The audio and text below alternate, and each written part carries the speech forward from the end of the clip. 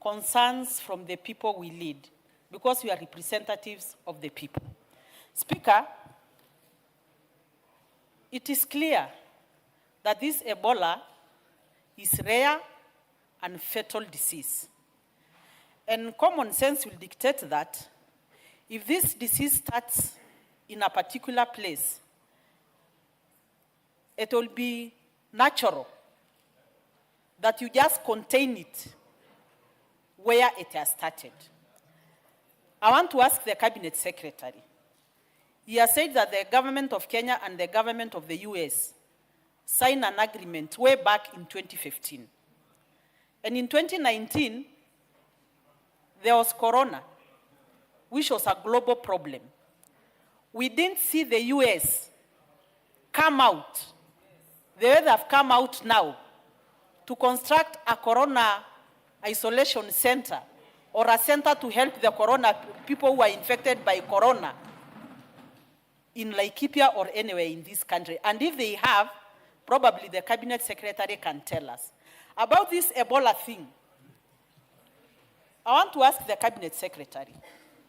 You know, it's very unfortunate that we saw a US Secretary of State in Washington declaring that they will not allow even one single case of a corona-infected US citizen, I mean Ebola, set foot in America.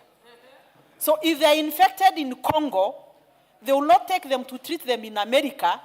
They will not treat them in Congo. They will bring them to Laikipia. And you know, members, allow me to say this. You know, the people of Laikipia, we have never healed from the aftermath of colonization.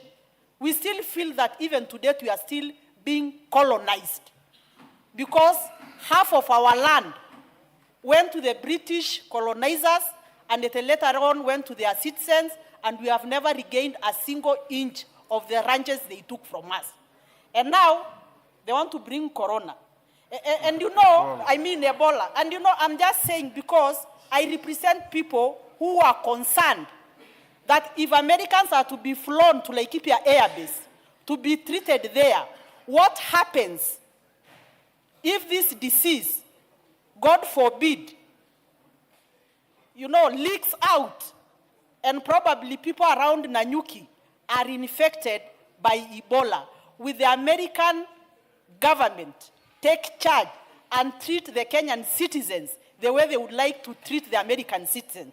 That is one. You've made your point. There are many interests. Let me finish. I can't allow you to continue making a speech. I'm finishing. Finally, the concern also is we have a lot of tourism in Laikipia. And as I speak now, there is a lot of cancellations by the people who are traveling to the lodges of Laikipia. Can the Cabinet Secretary tell us how are they going to communicate to the citizens? Because probably most of this mayhem is because of miscommunication.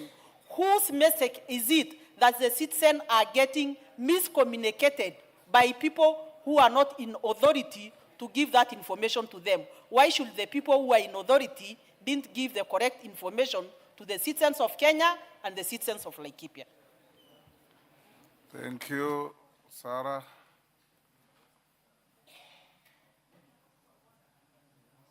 Mere Mase.